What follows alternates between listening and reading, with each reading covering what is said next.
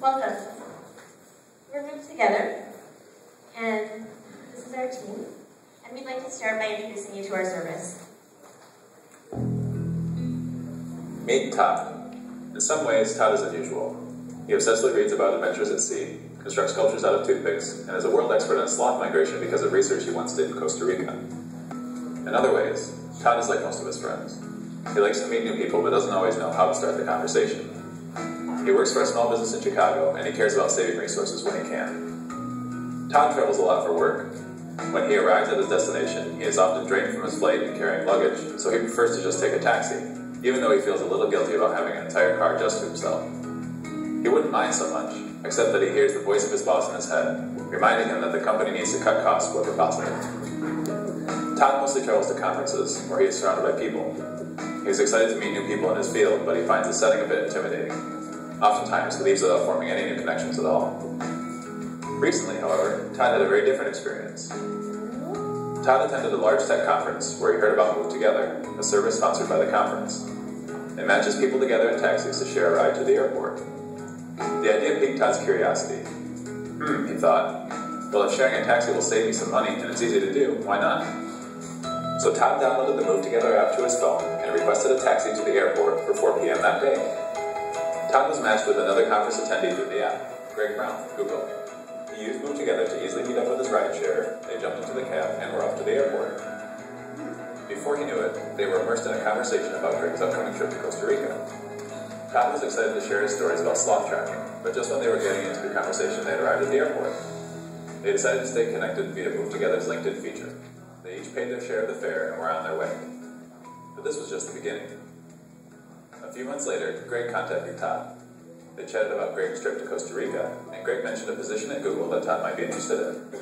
Todd got off the phone with a huge smile on his face. All this from one taxi ride. Now, imagine if there were thousands of Todds and Gregs en route to somewhere, and that they could meet each other in different ways. Not just getting to the airport after a conference, but also heading back from the baseball stadium after a big win, or checking out a new town as a tourist. What if we could make real connections, take cars off the road and save money, just by doing something we need to do anyway? Wouldn't you like to be a part of it?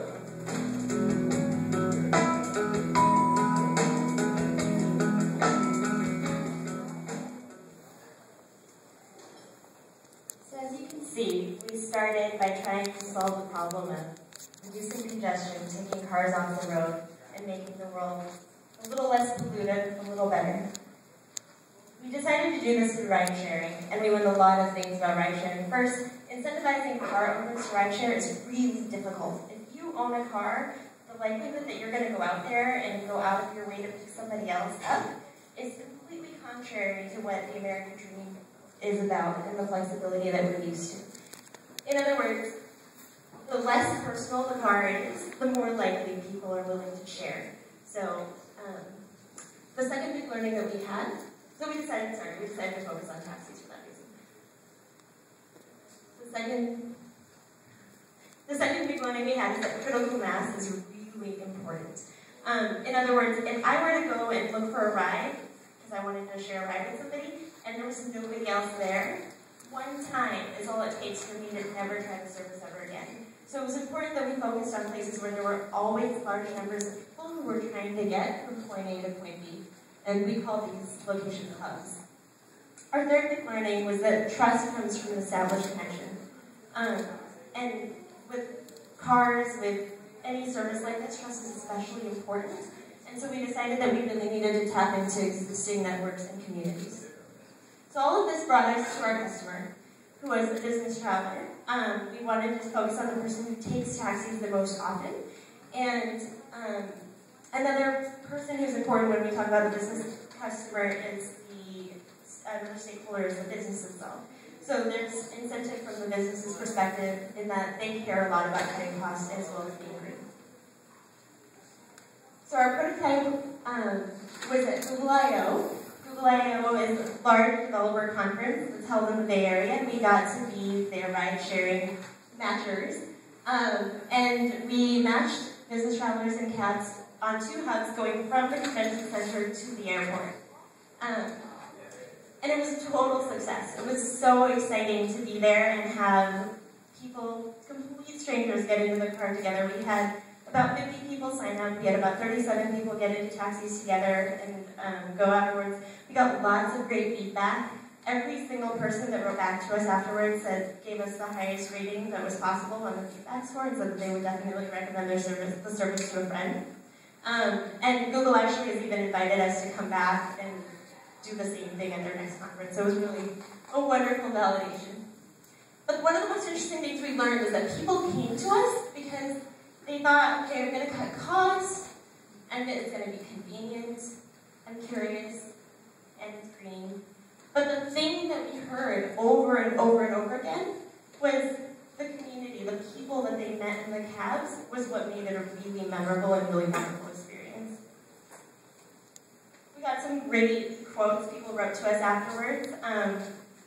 A lot of them focused on this aspect, but actually one of my favorite incidents in this regard was when we were standing there matching people up. We had 2 people at the table together, and one of them started talking and he had a New Zealand accent. And the other guy goes, I don't think this guy's leaving with me at the same time as me, but can I ride with him? Because he's from New Zealand and I'm going to New Zealand in a month, and it would be great to meet with him and learn more about what I can see. So what's our service? We basically want to match business travelers in cabs, going basically from one key hub to another, allowing them to basically network in that case, as well as basically they have the convenience of having these receipts automatically. So, we're in the business of doing 2 things. The first is being able to match you based on your timings, where you're going, as well as your own interests professionally. Maybe you work in the same industry, maybe you had a job that you're looking for, really trying to match more than just location.